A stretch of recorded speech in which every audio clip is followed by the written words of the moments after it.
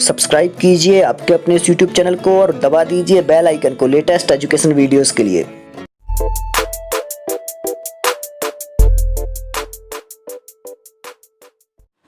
साथियों, आप किसी भी स्टेट की टीईटी की तैयारी कर रहे हो तो उन सभी परीक्षाओं के लिए जहां भी संस्कृत पेडागोजी पूछी जानी है तो उन प्रतियोगी परीक्षाओं की दृष्टि से ये प्रश्न बहुत ज़्यादा महत्वपूर्ण है, क्योंकि जितनी भी भारत में टीईटी होती हैं उन सभी परीक्षाओं में जो संस्कृत पेडागोजी पूछी गई है, संस्कृत शिक्षण पूछा गया है, वो सभी प्रश्न यहाँ पर कवर किए गए हैं। और इसके सारे वीडियोज़ आप लोग जो पहले वाले अपलोड हुए हैं वो प्लेलिस्ट में जा कर के देखें। और इसके अलावा आपको कुछ पूछना है तो आप लोग इंस्टाग्राम पर मुझे फॉलो कर लें और वहाँ पर पूछ सकते हैं। और टेलीग्राम सुविज्ञा पर आपको कुछ डाउनलोड करना हो तो वहाँ से आप लोग डाउनलोड भी कर पाएंगे। चलिए पहले प्रश्न से स्टार्ट कर रहा हूँ। भाषायाः संबंधः येन सह भवति। भाषायाः मतलब भाषा का, संबंधः मतलब संबंध, येन मतलब होता है जिसके, सह मतलब होता है साथ, भवति मतलब होता है। भाषा का संबंध जिसके साथ होता है, तो किसके साथ होता है? पहला ऑप्शन दिया हुआ है मानवस्य हृदयेन सह, मतलब मानव के हृदय के साथ। दूसरा दिया हुआ है मानवस्य वाग्यंत्रेण, मतलब कि मानव के वाग यंत्र के साथ, या फिर द्वाभ्याम सह, दोनों के साथ, या फिर ना केवल अपि सह, मतलब ना किसी के, मतलब किसी के साथ भी नहीं। तो सही क्या रहेगा? जो सी नंबर वाला ऑप्शन दिया हुआ है द्वाभ्याम सह, मतलब दोनों के साथ होता है। भाषा का संबंध जिसके साथ होता है वह क्या है? दोनों, मानव के हृदय के साथ तथा मानव के वाग यंत्र के साथ, मतलब दोनों जो ऑप्शन यहाँ पर दिए हुए हैं वो सही होते हैं। चलिए आगे चलते हैं अगले प्रश्न पर, जहाँ पर दिया हुआ है व्याकरण शिक्षाम सरलीकरणाय यह उपायः अस्ति।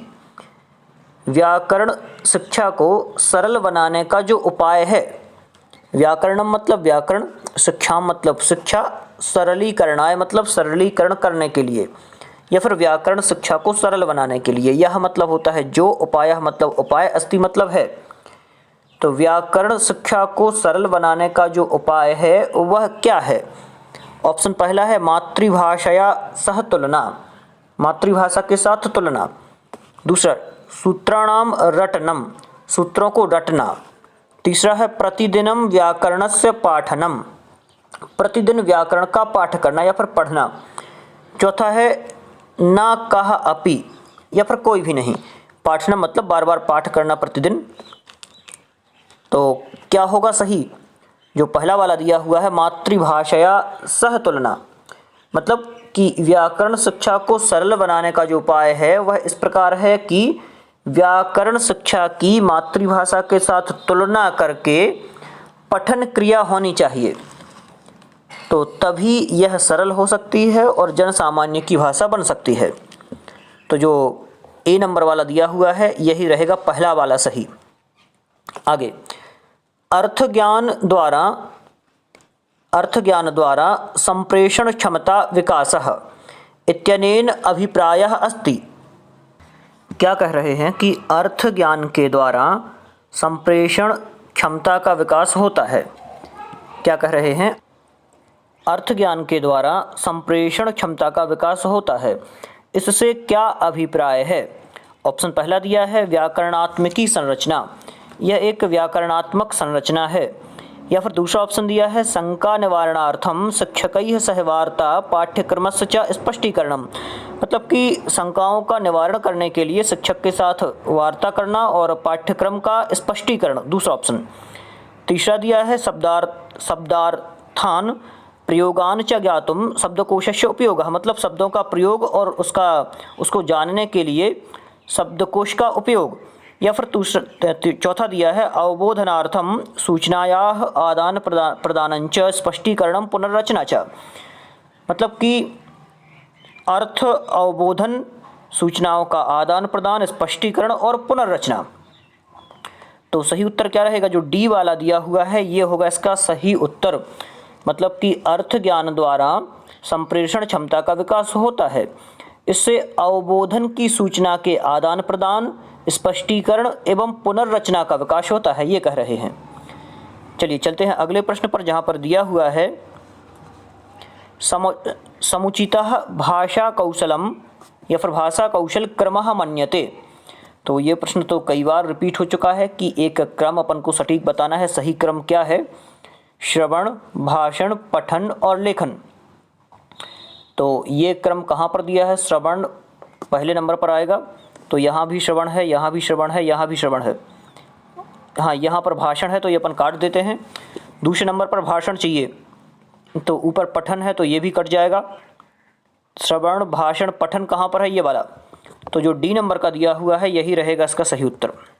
आगे चलते हैं अगले प्रश्न पर, जहाँ पर दिया है सा द्विभाषी कक्षा लाभकारी भवति यत्र छात्राः स्वमूलभाषया लक्ष्यभाषया च परस्परं वार्तालापं कुर्वन्ति कारणम् अस्ति। क्या कह रहे हैं? वह द्विभाषी कक्षा लाभकारी होती है जहाँ छात्र अपनी मूल भाषा, स्वमूल भाषा मतलब अपनी मूल भाषा, और लक्ष्य भाषा और लक्ष्य भाषया मतलब लक्ष्य भाषा में चा से अपन और लेंगे, जो यहाँ पर चा दिया हुआ है इससे, तो यहाँ पर और आ जाएगा इन दोनों के बीच में। परस्परम वार्तालापम कुर्वन्ति, परस्पर वार्तालाप करते हैं। क्या कह रहे हैं? पूरा देख लेते हैं। वह द्विभाषी कक्षा लाभकारी होती है जहाँ पर छात्र मूल भाषा और लक्ष्य भाषा दोनों भाषाओं में परस्पर वार्तालाप करते हैं। तो इसका कारण क्या है? मूल कारण इसका क्या है? तो ऑप्शन पहला दिया है प्रत्येकम भाषायाम भिन्न भिन्न गतिविधियां विद्यन्ते, मतलब प्रत्येक भाषा में भिन्न भिन्न गतिविधियां हैं, प्रत्येक भाषा की भिन्न भिन्न गतिविधियां हैं। पहला ऑप्शन। क्या कह रहे हैं? दूसरा ऑप्शन क्या दिया हुआ है? छात्राः स्वभाषया वक्तुम एव प्रेरिताः भविष्यन्ति, छात्र अपनी भाषा को ही बोलने में प्रेरित होते हैं, अतः सौविध्यम, अतः इसमें समानता है। आगे दिया है तीसरा, भाषाद्वयं वक्तुम छात्राः अभिप्रेरिताः भवन्ति, बिल्कुल सही, मतलब कि दोनों भाषाओं को बोलने में, वक्तुम मतलब बोलना, तो बोलने में छात्र अभिप्रेरिताः भवन्ति, अभिप्रेरित होते हैं। या फिर चौथा दिया है पृथक प्रयोजनार्थम सारल्यम भवति अवसराः च प्राप्यन्ते, मतलब कि पृथक प्रयोजन के लिए सरलता होती है और अवसर प्रदान होते हैं। तो सही क्या रहेगा? जो सी दिया हुआ है, यहाँ पर थोड़े से प्रश्न कठिन हैं, तो सी आंसर इसका सही होगा। क्या कह रहे हैं कि कोई भी छात्र अधिगत ज्ञान प्रयोग करने में समर्थ है, जैसे कि अनुवाद प्रक्रिया में उपर्युक्त शब्दों के चयन में उपयुक्त रूप से निर्मित श्रेणीकृत अभ्यास पत्र से अभ्यास करना इसका समाधान है। तो भाषा द्वयम वक्तुम छात्राः अभिप्रेरिताः भवन्ति, मतलब इसका कारण क्या है कि जो दोनों भाषाएं हैं उनको बोलने के लिए अभिप्रेरित होंगे छात्र, ये रहेगा सही। आगे चलते हैं अगले प्रश्न पर, जहाँ पर दिया हुआ है संदर्भ वैविध्यम या फिर संदर्भ वैविध्य गतिविधि प्रयोग प्रतिपुष्टि इत्यादीनां दृष्ट्या किम अनुदेशनम छात्रेभ्यः अधिकान अवसरान प्रददाति। क्या कह रहे हैं कि संदर्भ वैविध्य गतिविधि प्रयोग और प्रतिपुष्टि इत्यादि, तो इनकी दृष्टि से संगणक जो है, ऑप्शन चौथा दिया हुआ है जो ये वाला, ये रहेगा इसका सही उत्तर। संगणक संबद्ध अनुदेशन जो है छात्रों को विशेष अवसर प्रदान करता है, तो जो ये डी नंबर वाला होगा यही रहेगा इसका सही उत्तर। चलिए चलते हैं अगले प्रश्न पर, जहाँ पर दिया हुआ है लिखितानुच्छेदस्य आकलनार्थम प्रथमम सोपानम अस्ति। क्या कह रहे हैं? लिखित अनुच्छेद के आकलन का प्रथम सोपान है। लिखित अनुच्छेद के आकलन का प्रथम सोपान क्या है? ऑप्शन पहला दिया है शब्द समृद्धि, क्या शब्द समृद्धि है। दूसरा व्याकरणम, क्या व्याकरण है। तीसरा शब्द सीमा, क्या शब्द सीमा है। या फिर चौथा दिया है विषय वस्तु सार्थक्यम विचाराभिव्यक्ति च, विषय वस्तु की सार्थकता और विचारों की अभिव्यक्ति। तो क्या रहेगा सही? जो ये डी नंबर वाला दिया हुआ है यही होगा अपना ऑप्शन सही। लिखित अनुच्छेद के आकलन का प्रथम सोपान जो है वो विषय वस्तु की सार्थकता और विचार अभिव्यक्ति है, क्योंकि इसी के माध्यम से संपूर्ण सार का अनुमान लग जाता है, इसलिए रहेगा ये जो चौथा वाला दिया है ये ऑप्शन सही। आगे चलते हैं अगले प्रश्न पर। उच्च स्तरीय पठन अवबोधन संदर्भे कानि तत्वानि प्रमुखानि। मतलब उच्च स्तरीय पठन अवबोधन के संदर्भ में, ध्यान से, उच्च स्तरीय पठन बोधन के संदर्भ में कौन से तत्व प्रमुख हैं? कानि तत्वानि प्रमुखानि, कौन से तत्व प्रमुख हैं, ये पूछा है। तो सही क्या रहेगा? तो जो ये बी नंबर वाला ऑप्शन दिया हुआ है यही रहेगा सही। मतलब कि उच्च स्तरीय पठन अवबोधन संदर्भ में छात्र भाषा का पुनर्लेखन, पूर्ण वाक्य के पाठ्य वस्तु संबंधी भाव स्पष्टीकरण और प्रमुख शब्दों का विभिन्न संदर्भों में प्रयोग प्रमुख तत्व है। मैं चारों ऑप्शन नहीं पढ़ रहा हूँ, डायरेक्ट ही मैंने उत्तर बताया है। छात्र भाषया पुनर्लेखनम, छात्र भाषा का पुनर्लेखन, पूर्ण वाक्यई पाठ्य वस्तु संबद्ध भाव स्पष्टीकरणम, मतलब पूर्ण वाक्य में पाठ्य वस्तु संबंधी भाव स्पष्टीकरण, और चा दिया हुआ है यहाँ पर, तो यहाँ आगे और लगाना है। तो प्रमुख शब्दानाम, प्रमुख शब्दों का विभिन्न संदर्भों में प्रयोग, तो जो बी दिया है यही होगा सही। आगे चलते हैं अगले प्रश्न पर, जहाँ पर दिया है वाचन प्रक्रियायाम नूतन अपरिचित शब्दस्य अर्थ ज्ञातुम प्रथमं कर्तव्यम किम। क्या कह रहे हैं? वाचन प्रक्रियायाम, वाचन प्रक्रिया में नूतन अपरिचित शब्दस्य, नए अपरिचित शब्दों के अर्थ ज्ञातुम, अर्थ जानने के लिए प्रथमम किम कर्तव्यम, प्रथम कर्तव्य क्या है? ऑप्शन पहला दिया है संपूर्ण संदर्भ परिशील्य स्वयमेव अर्थ ज्ञातुम प्रयासः, मतलब कि संपूर्ण संदर्भ का परिशील्य, परिशीलन कर स्वयमेव अर्थ जानने का प्रयास करना, स्वयमेव अर्थ ज्ञातुम प्रयासः, स्वयमेव अर्थ ज्ञान करने का प्रयास करना। दूसरा दिया है सरल पाठ्य वस्तु चयनम, सरल पाठ्य वस्तु का चयन करना।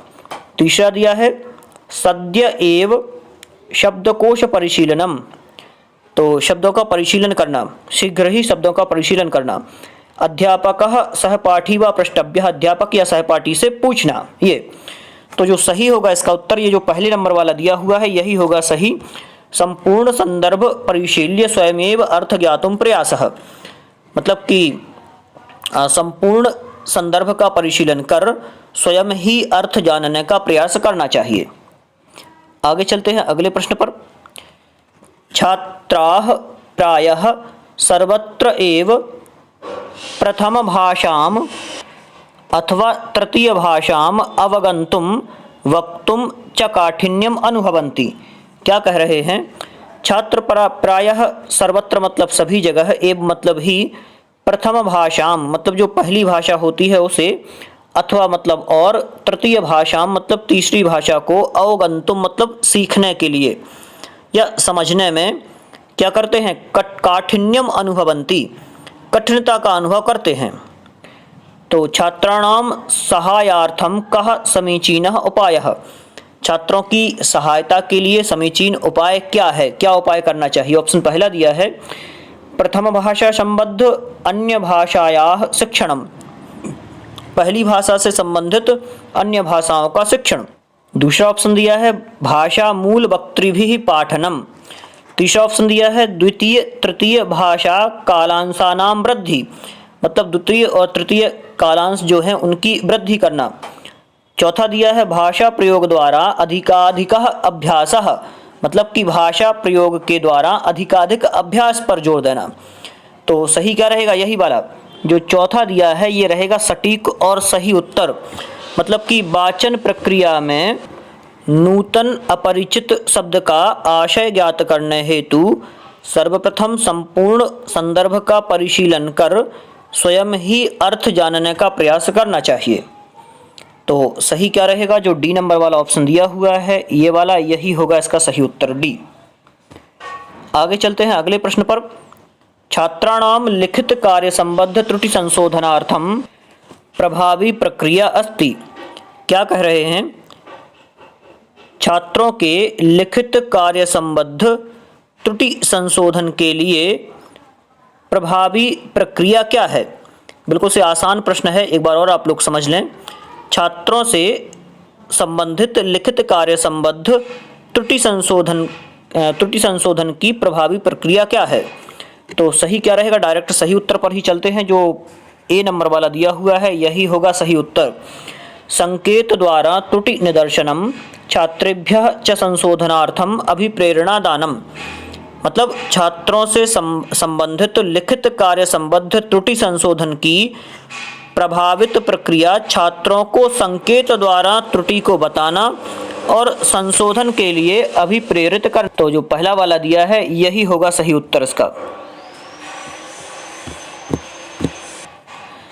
आगे चलते हैं अगले प्रश्न पर। अध्यापकः उदाहरणैः सह व्याकरणात्मक संरचनां पाठयितुं दृश्य श्रव्य उपकरणानां प्रयोगं करोति। छात्राः प्रभावी संप्रेषणार्थं लेखनेन भाषणेन वा एतेषां पाठित तत्वानां सम्यक् उपयोगं कुर्वन्ति। एषा प्रक्रिया अस्ति।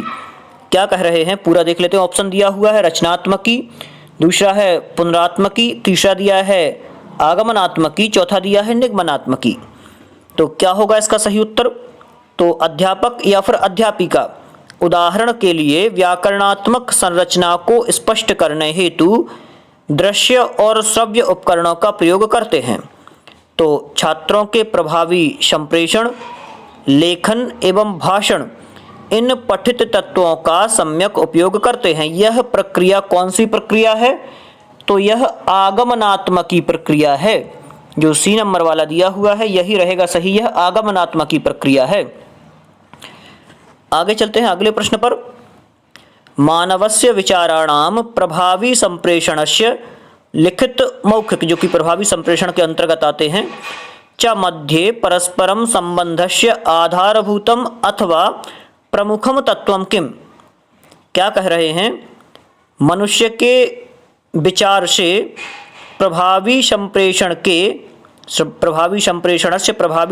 के मतलब कि लिखित एवं मौखिक रूप से च मध्य और बीच में परस्परम संबंधस्य परस्पर संबंध का आधारभूतम अथवा प्रमुखम तत्वम किम, आधारभूत और प्रमुख तत्व क्या है ये बताना है। सही क्या रहेगा, जो पहला नंबर वाला दिया हुआ है यही होगा इसका सही उत्तर। मतलब कि व्याकरणात्मक संरचना, तो जो व्याकरणात्मक संरचना है यही होगा इसका प्रमुख तत्व। मतलब मनुष्यों के विचार से प्रभावी संप्रेषण के बीच परस्पर संबंध का जो आधारभूत अथवा प्रमुख तत्व है वो व्याकरणात्मक संरचना है। तो यही पहला वाला जो दिया है ये रहेगा सही। आगे चलते हैं अगले प्रश्न पर। छात्राः सहर्षं वक्तुमिच्छन्ति गतिविधिः अधिकः उद्देश्यपूर्णं भवेत् इत्यर्थं किं समीचीनम्। क्या कह रहे हैं, छात्र सहर्ष बोलने की इच्छा करते हैं और गतिविधि अधिक उद्देश्यपूर्ण होवे, जिससे गतिविधि बहुत ज़्यादा उद्देश्यपूर्ण हो, अधिक उद्देश्यपूर्ण हो। तो इसका आशय क्या है ये बताना था। इत्यर्थम किम समीचीनम, इसके लिए क्या समीचीन है, सही क्या रहेगा। तो जो ऑप्शन नंबर बी दिया हुआ है यही होगा इसका सही उत्तर। शब्दकोशम दृष्टुम प्रेरणम, मतलब छात्र सहर्ष बोलने की इच्छा करते हैं, गतिविधि अधिक उद्देश्यपूर्ण से होगी। इसका आशय शब्दकोश देखने की प्रेरणा है, क्योंकि इससे छात्र में भाषा के ज्ञानार्जन में अधिक सहायता मिलती है। तो यही रहेगा सही। आगे चलते हैं अगले प्रश्न पर। दिया हुआ है केचन छात्राः सूचीलिखित उत्तरेभ्यः शीर्षक सहितं समुचित उत्तरम् अन्वेष्टुं निर्दिष्टाः। पूर्वम् एव ते सामग्र्या स्वरूप में इस विषये किंचित प्रष्टुम इच्छन्ति इदं किम छात्राः। क्या कह रहे हैं, यदि किसी छात्र को सूची लिखित उत्तर शीर्षक सहित उत्तर देने के लिए निर्दिष्ट किया गया है तो इसका अर्थ है, क्या है इसका अर्थ। ऑप्शन दिए हुए हैं क्रमशः सूचनांतरालम पूर्यन्तः, सूचना के बाद पूर्ति करें, सक्रिय रूपेण सामग्र्या संदर्भे पूर्वानुमान प्रक्रियायां संलग्नाः, मतलब कि छात्रों में या फिर छात्रों से पूर्वानुमान प्रक्रिया के आधार पर संलग्न क्रिया के लिए कहा गया। या फिर तथ्यानाम निरीक्षणे संलग्नाः, तथ्यों के निरीक्षण में संलग्न, या प्रश्नोत्तर संदर्भे ऊही कुर्वन्ति, मतलब प्रश्न के संदर्भ में गैस करें, अनुमान लगाइए। तो सही क्या रहेगा, जो बी दिया हुआ है ये होगा इसका सही। मतलब यदि किसी छात्र को सूची लिखित उत्तर शीर्षक सहित उत्तर देने के लिए निर्दिष्ट किया गया है, तो इसका अर्थ है कि छात्रों से पूर्वानुमान प्रक्रिया के आधार पर संलग्न क्रिया के लिए कहा गया है। तो यही होगा इसका सही उत्तर। आगे चलते हैं अगले प्रश्न पर। समुचितम भाषाधिगमनम तदैव भवति यदा, मतलब क्या कह रहे हैं, समुचित भाषाधिगमन तभी होता है जब क्या हो। सही उत्तर क्या रहेगा, तो यहाँ पर डायरेक्ट सही उत्तर पर ही चल रहा हूँ, पहला वाला ही यहाँ पर सही है आंसर। जीवन लक्ष्य मूल्यानि प्राप्तुम भाषा व्यवहारिकी भवेत्, जब जीवन लक्ष्यों के प्राप्ति के लिए भाषा व्यवहारिकी होगी तभी समुचित भाषाधिगमन होगा। तो जो ए नंबर वाला दिया हुआ है यही होगा सही, मतलब कि सही भाषा अधिगमन तभी होता है जब हम जीवन लक्ष्य के मूल्यों को प्राप्त करने में भाषा व्यवहार का काम करते हैं, क्योंकि बिना इसके समुचित भाषा अधिगम नहीं हो सकता। तो पहला वाला रहेगा करेक्ट आंसर।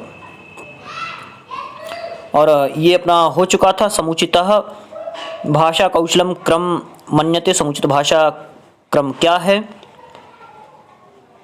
इसके अलावा ये भी प्रश्न लगभग हो चुका है अर्थ ज्ञान के द्वारा। हाँ, तो कंप्लीट यहाँ पर अपने प्रश्न पूरे हो चुके हैं।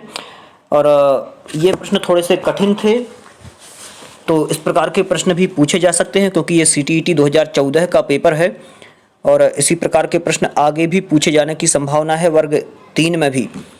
तो आप लोग किसी भी TET की तैयारी कर रहे हों, ये सारे के सारे प्रश्न महत्वपूर्ण हैं। आप लोग इन प्रश्नों को बार बार पढ़ें, दोहराते रहें, जिससे जितना भी आपको समझ में आए इन प्रश्नों में, तो एक बार यह है कि अपने सामने से प्रश्न निकल जाना चाहिए कि अपन ने ये प्रश्न पढ़ा है। और संस्कृत में रिपीटेशन ज़्यादा है, मैंने देखा है कि अधिकतर प्रतियोगी परीक्षाओं में वही प्रश्न पूछे जा रहे हैं। लगभग 50% प्रश्न दोहराए हुए से मिलते हैं कि किसी न किसी परीक्षा में पहले पूछे गए हैं। तो आप लोग इसी प्रकार से दोहराते रहें, जिससे आपका अभ्यास और बहुत बढ़िया रहे। बहुत बहुत धन्यवाद।